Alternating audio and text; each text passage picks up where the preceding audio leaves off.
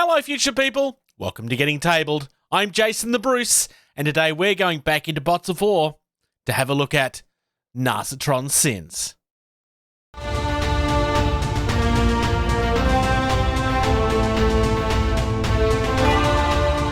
So, this is a box I've actually had for a while to unbox for you. I've been putting it off because I'm trying to spread the content out so that it's not the same thing all the time and it actually continues.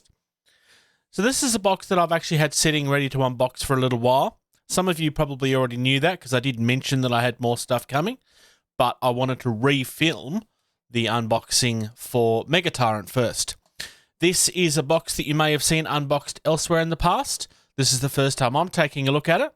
So let's see how it holds up in comparison to the rest. So here we are looking at the front of the box. As you can see, this does come with quite a number of models. This is one of your Deceiver starter boxes, one of two that you can start off with. Generally speaking, Anthony tends to recommend that people look towards the Megatorrent one first because it's more flexible, but both are good starting points for the game, honestly. They give you a lot of good pieces. On the back, we get a little bit of story about who the Decievers are and Narcitron and his sins.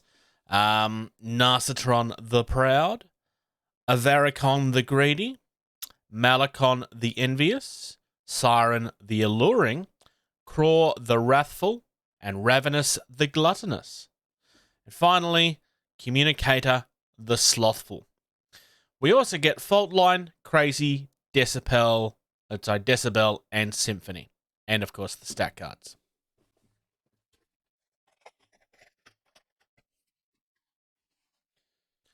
Alright, so with Narcitron, he'll cost you 20. He's got a strategy rating of 9. He's got a movement of 8. He's got ranged attack 3. Close combat attacks 3. And then he's got 4 in shields. So, basically, strategy rating is what's used to determine which characters go first. It's not a matter of you get to pick which character you use first. It's all determined by this. Movement is obvious. Ranged is obvious, and it uses the purple dice. Close combat is obvious, uses the purple dice. Shield is how many dice you get to roll in defense, and that's your red shield dice. He has air support, tyrannical, combat sword, and combat scimitar, and he comes with 3 energy and 10 wounds. Next up, we've got Faultline. Cost you 6, strategy rating 4, movement of 6, 2 in ranged, 1 in close combat, 2 shields. He's got Stealth, Earthquake, Obscure, and Symbiote. And he comes with 2 energy. We've got Malachon next. Malachon will cost you 11. It's got a strategy rating of 4, movement of 8, range of 3, close combat of 2, shield 3, 6 wounds, air support, sabotage, scout, and 2. Ravenous, 15. Strategy rating of 7, movement 6, range 3, close combat 2, shield 3, 6 wounds, air support, and combat axe. Siren. Siren will cost you 7, strategy rating 6, movement 8, range of 3, close combat of 2, shields 3. She's got 5 wounds, air support, and disorientate. She comes with 2 energy. Decibel 10. Strategy rating 4. Movement 6. Range 2. Close combat 1. Shields 2. Stealth, force field, obscure, and symbiote 2. Symphony 4. It's got 4 strategy rating. 6 movement. 2 in ranged. 1 in close combat. 2 in shield. 4 health. Stealth, disorientate, obscure, symbiote 2. Communicator. This is where your symbiotes are all going to be located. 15. Strategy rating 4. Movement 7. Range 3. Close combat 2. Shield 3. 7 wounds. Stealth. Host, which is where your symbiote comes in. Mind Reader. 3 energy. We've also got Crazy. 4. Strategy rating 4, movement 7, range 2, close combat 1, shield 2, 4 wounds, stealth, obscure, surge, and symbiote with 2 energy. A Varicon 15. Strategy rating 6. 6 movement, 8 movement. Range 3. Close combat 2. Shields 3. 6 wounds. Air support and energy drain. I quite like energy drain. And 2. And then finally, we have Craw, which is 12. Strategy rating is 5. Movement is 8. Range is 2. Close combat is 3. Shields is 3. 6 wounds. Air support, loose circuits, combat axe, combat scimitar, and 2. The last thing that we have are your upgrades that are available. In theory, these are things that you would use to fill in the gaps where you're not really getting enough points. Honestly, in our games, we've found these really unhelpful in the past, just generally across the board with most factions. We've got, for 3, we've got Dark Blessing. It grants you the Blast special rule. Upgrade 5, Evil Entity. Nominate an evil upgrade during the start of the turn phase. Upgrade has no effect until the model with the evil entity upgrade is destroyed. Nominate an enemy. Oh, okay. Sorry. Nominate an enemy upgrade. So this is it's a counterattack basically. Selfish Human for 4 grants one model 1 free energy cube per turn. This can only be used for the model with this upgrade. That's not terrible. All right, moving across to the darker mat for this because surprisingly, these minis are actually in a standard color. They're not in the black, which really surprises me because I would have expected them to be, honestly. The body is really nice, actually. I quite like this guy. Lots of spikes. The spikes don't look too fragile. You might lose the tips eventually, maybe, but they feel really solid because they've got a nice chunky base on them. That also seems all right because it's nice and thick. What else do we have here? We've got an arm. Again, really nice looking detail. Not difficult to paint. There is detail there, but not to the point where it's going to make it hard. These tabs will slot in. They don't click in. They just sit there because the idea is that you can actually move these about and give yourself some posability. It's nice. It allows you to make it yours without having to fight a kit too much. We should have another arm here. So again, really nice looking detail. I quite like that weapon. And so again, into the hole. Grr, grr. We should have a head because his head is separate on this, which will make it easier to paint.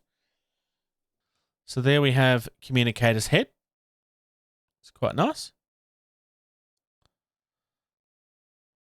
That also has a bit of a nub, so that will sit like that. And then obviously you can turn it. It creates a bit of a ball joint, basically.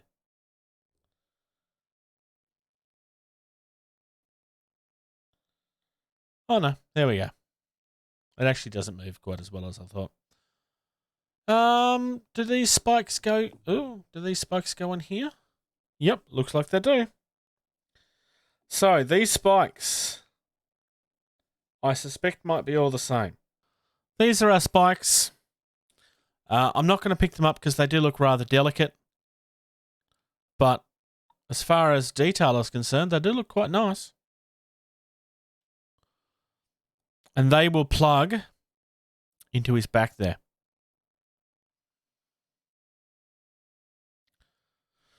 So we got 6. There's another hole here.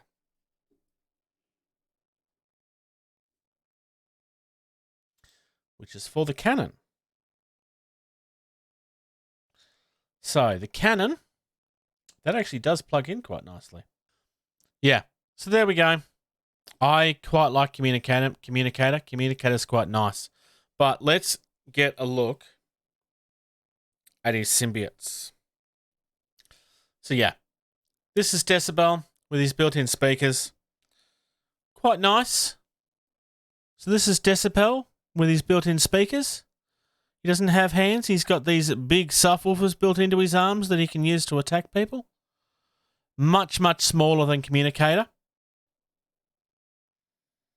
Much, much smaller. So these will travel alongside or inside, and then he can produce these out. We also have Symphony, who is just all kinds of brilliant.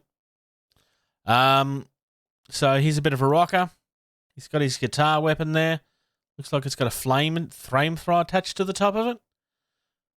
Like, yeah, rock out with me and I'll burn you.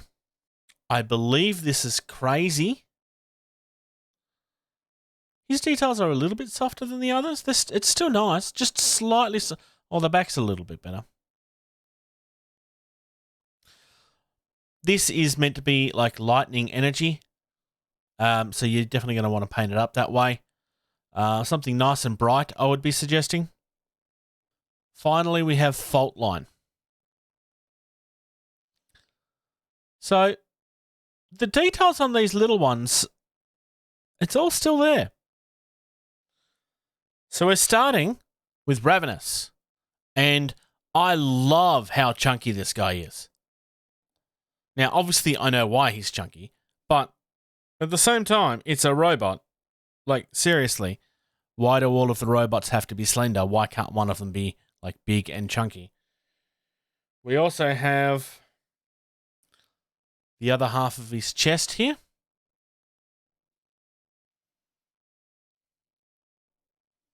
Fits in quite nicely.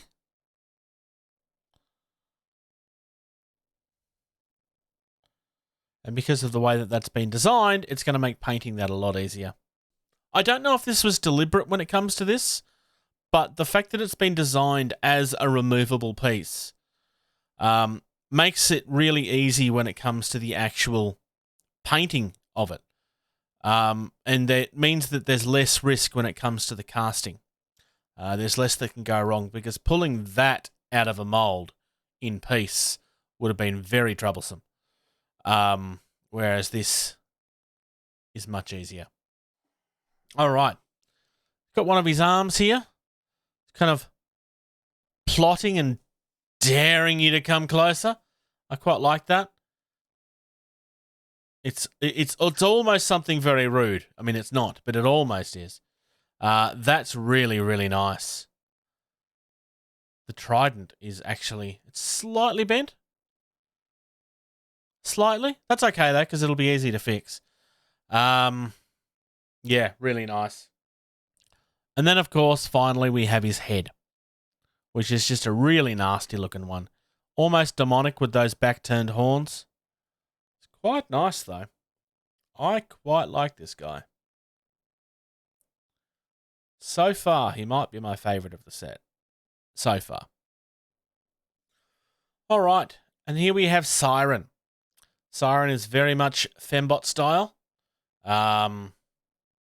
Probably emphasized a little bit too much. So it's very much succubus type look here. This is very clearly the inspiration. Well, from my head, it kind of reminds me of a robotic Siren from the Diablo games. Well, a Siren from a succubus from the Diablo games, but as a robot. Yeah. And here's the interesting part. Her other arm is in two parts.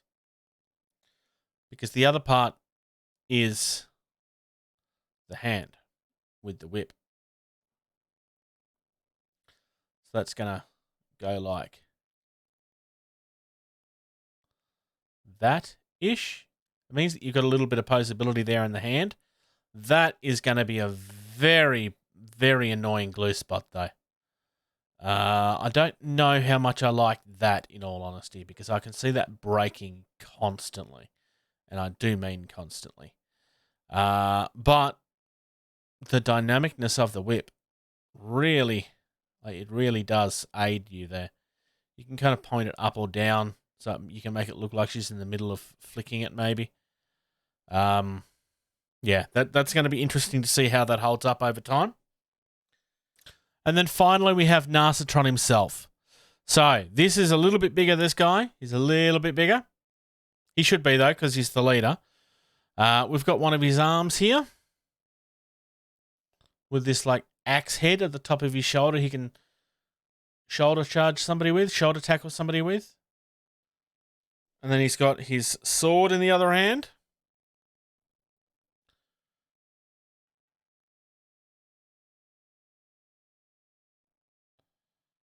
I don't know how I'd want to pose that. It's kind of awkward the way that they've designed that, actually. I think I would have preferred that to be here so that you could actually pose it like that a little bit. Still can a little. It's too much of a stoic pose. I don't quite like the placement of that. It is what it is, I suppose. It's just, yeah, that's just kind of a little. Yeah. I think I'm just going to have to pose him like this or something. We'll see how I go. We also have his head here. Large and in charge. Detail on the head doesn't show up on camera very well, but it is quite nice. Can I get it to focus?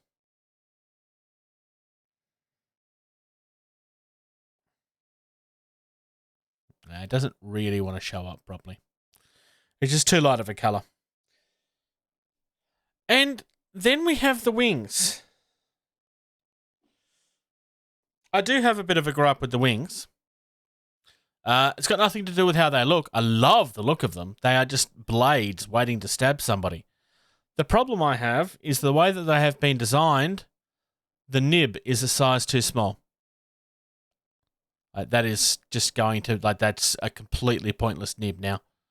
Like, that's not ever going to glue. I think what I'm going to have to do is I might have to just remove that and then glue it down on the shoulder a bit further. That's an oversight. 100%. That is definitely an oversight. That gap should 100% be tighter. That is just simply not big enough. The other option would be is maybe put a little bit of green stuff in here and then push it in, and the green stuff will help hold it. That may actually be what I do. It is the same on both of them. It just seems to have been an oversight in the way it's been designed. But to be fair, it's the first time I've come across anything even remotely like this. All right.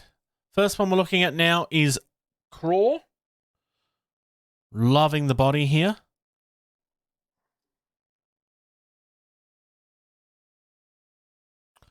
First one we're looking at here is Craw. The body in itself is just gorgeous. I'm loving the fins here down the bottom. Quite nice. Kind of looks like you can kind of stab and tear away at somebody's flesh with them. It's quite nice there. Arms is a little bit interesting. So, we've got multiple pieces in the arms. This is one. That nib will fit in as normal. And you notice there's another one there. So that is for the wings. The wings actually go into the arms and not the torso, which is very different. It makes that wingspan look even wider. That's not the only thing, though. You'll notice I've got these claws down here, which fit down into the wrists. So he's kind of almost a Wolverine type deal. We're drawing from multiple sources for inspiration here. I really, really like what Anthony's done with this. And because those connection points are all nice and solid, like that's going to be something that you won't really have much of an issue with keeping on, because you can put glue all the way down here. And then that'll just help keep it in place. I really like that. Head-wise for this lovely gentleman is this one. Again, the details on these heads don't come up on camera very well. If you look very carefully, you can kind of see it. The thing I really like is the sweeping back horns, though. I quite like that. But placement-wise, I just love that. I love the way those horns look sweeping over the back of his body. They're brilliant. Here we have a Varicon. I quite like this. It's a much more dynamic pose. He's like stalking forward. I quite like that.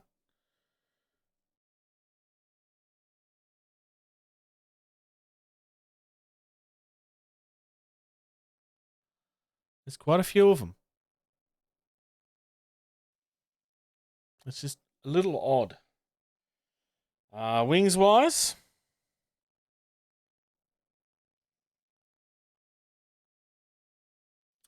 that's quite nice. Oh, sorry, nope.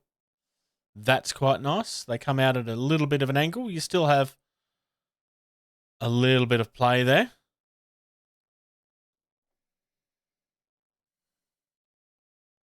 Same on the other side, obviously. Fits in really nicely. One of his arms.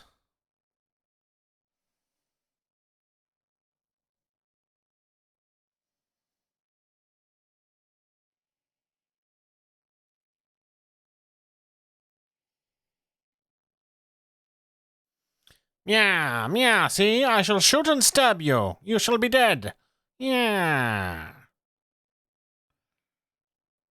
There's not a lot of posability, but there's just enough that you can have fun with it.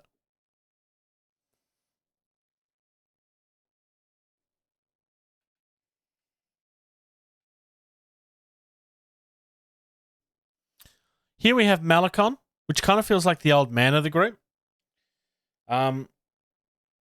His arms all kind of have interesting parts to them. So rather than having wings, he's got all of these drooping bits that kind of look like an evil cape coming off the back of his shoulder here. And then also in these pieces here as well. He kind of feels like the old wise man. I really like this. The world's most evil looking staff. The staff is so scared of him, it's screaming for help. Help! The man is evil! Help! I love that so much. Help! The Valiants are evil! You must listen to us! We are the Deceivers! And here is where I realised I had the wrong head earlier. Because the one with the swooping back that didn't quite fit is because this is the old man's head. I really, really like this guy. I love his hunched over look as well. It's just all kinds of creepy. Which also means I've had all three of them mixed around. So this head actually belongs with a Varicon. And finally, this head actually belongs, if I put it the right way around,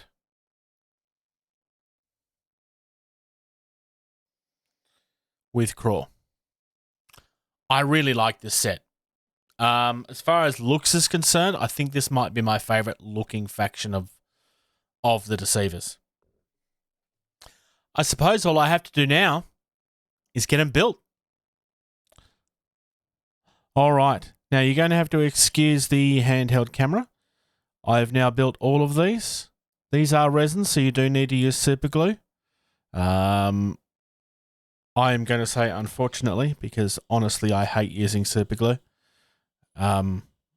It's just a fact of life with these guys. Narcitron, once he's built, I think is my favourite.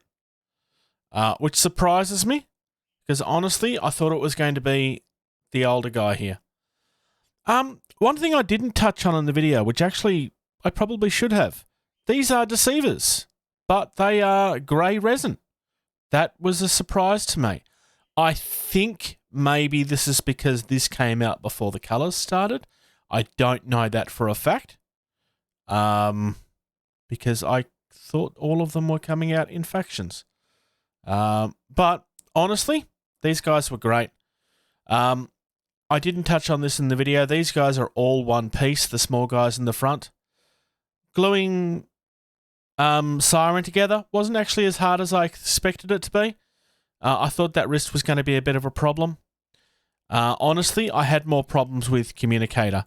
The spines that he has on his back there are all individual, as I shown off in the original video. They're a real pain to glue on because it's such a small part. And quite frankly, they continually stick to your fingers, which is always a problem with super glue and why I didn't like it.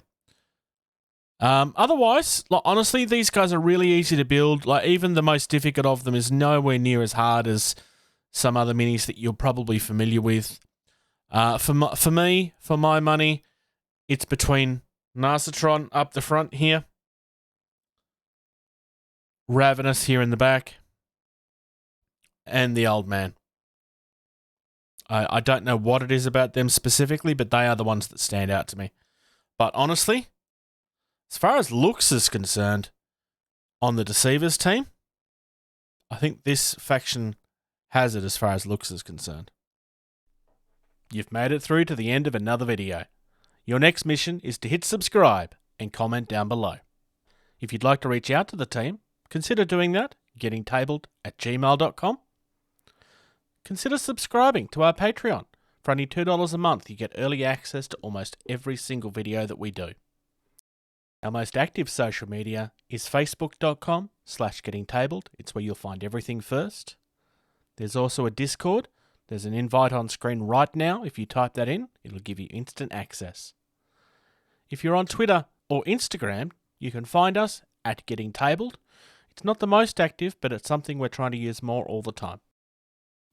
Come and check out Jason the Bruce at Twitch. He does both video game and hobby content.